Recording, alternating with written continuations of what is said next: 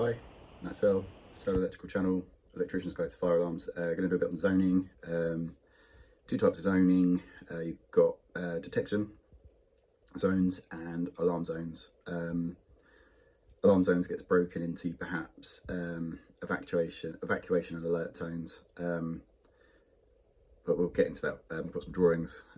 This isn't take one, so they already have pen on, but I'm not doing it again. Welcome to no edits. Cool, I will stick us in front of the drawings and we'll go from there. Into Skycam. It's a bit of wood with a hole in it. Right, here we go. Basic considerations for zoning. What are we trying to do? We are trying to send the fire and rescue service to a particular bit of the building so that they can most efficiently fight the fire. What they want to see is, and a shout out to Fike, they sent us out some bits. I'm going to, not paid or whatever, but they've just sent it out for me to muck around with, and a couple of their products I wanted to get to know better. So fire alarm, fire and rescue service want to come in, see one of these guys lit up, and then look at the pictorial zone chart on the wall, go, okay, 4's on fire, let's head to 4, and they run off, okay? It's specified in the regs, and the fire and rescue service sort of require it as well. You have to have zone indicators. Whilst I'm trying not to get too much into addressable stuff with the channel, you know, I'm calling it the laptop barrier. But you do get addressable panels that will have descriptive bits on here. This is a 2-wire panel, so it's not, but you can understand what I'm saying. They will be reliant on the descriptions and not have the indicators, and you get it on repeater panels as well. They do without this. Certainly on Kentech, I think Advanced have that. Even conventional panels like Hayes, I think their repeaters just have the descriptive bit. The fire and rescue service want to see it, so just be careful where you're putting those things. So yeah, so they want to see that, run off into the building. Detection zones is telling us where the fire is. So in this example, you've got a staircase. That staircase is a zone, right? The detection zones should follow a compartment, right? Staircase will always be a compartment. These will be fire doors, they will automatically close, etc. So in a staircase, a very quick one, we'll have a smoke detector on each floor because it is an escape route. We will have a cool point by the front door, and we'll have a cool point on each level, right? So the smoke detectors are on that zone. This cool point by the front door is on that zone, right?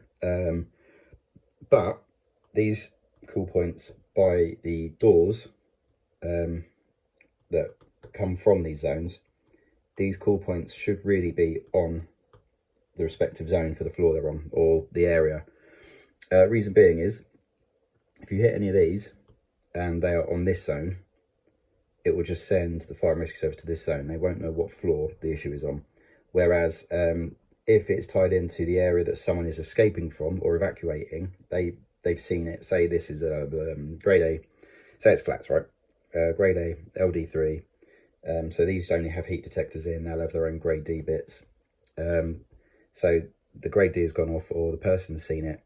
They're evacuating. They hit the cool point on the way out, which then tells the grade A system that the fire is up here. You know, on a more complex building, you could have it, you know, as you're leaving a compartment, it's the compartment you're leaving. So yeah, that's what those are supposed to be doing. So then, is it overkill to have 2 cool points on the ground floor? I don't think so.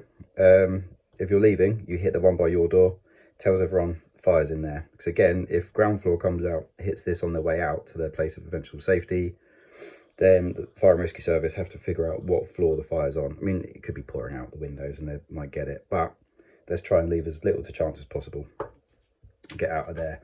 In terms of conventional systems and zoning, if the footprint of the building is greater than 300 square meters, so if you think of that as 17 by 17, just to visualize it, then each floor has to be at least its own zone. Less than 300, so less than 17 by 17, you can start combining floors into single zones. I did a workshop in Brighton a little while ago where it was like a skinny tall building. So you could combine it a bit. I mean, okay, let's just do the other measurements and then we'll get into the theory. You shouldn't have zones that are greater than 2,000 square meters.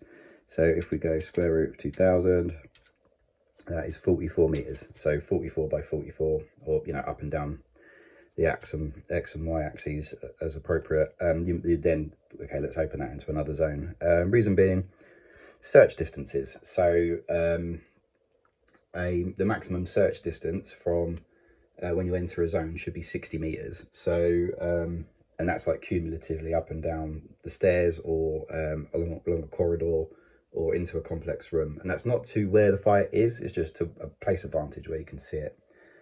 And that is sort of detection zones. The detection zone should be tied in to a fire compartment. So, you know, resistivity.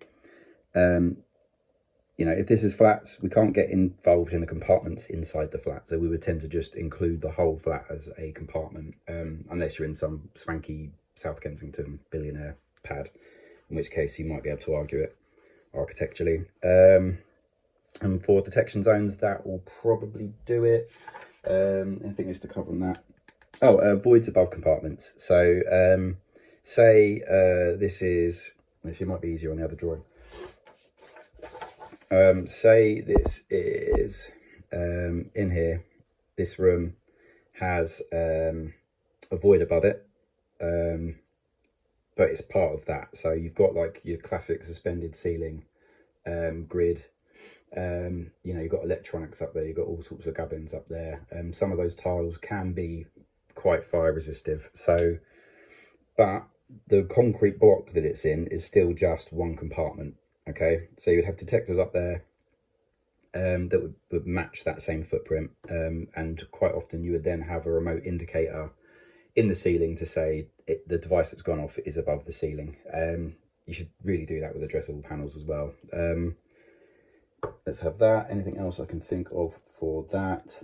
Areas, zone indication I've done. Let's have a think about... let's talk about alarm zones then. So if that is, you know, alarm zones is your sounders. So in this example, you could have simultaneous evacuation. So, you know, that is a detector goes off somewhere, everyone gets out. You're going to have to base this around your strategy. So you're going to have to know what the strategy is at the beginning when you're designing it, particularly if it's a conventional system, because once that's hardwired, you're stuck with it.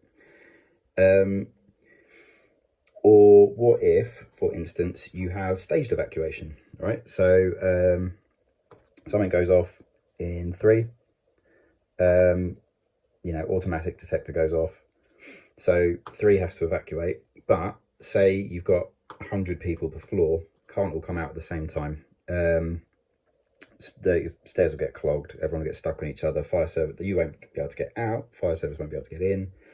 So you might have staged. So these guys hear the full evacuation tone and they come out. These guys just hear a alert tone, which could be like a, you know, this is a Nino, this could all be chirrups or something.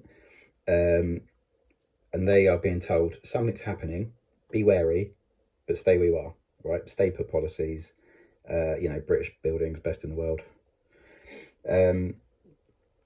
You know, that this is a sound compartment, all cabling going through it and all services has gone through it, has been sealed appropriately with fire resistive materials. Your cable holes should be filled with an intermittent mastic that is water based, so that it keeps the compartment sealed, and also because it's water based, your cables won't rot in 10 years.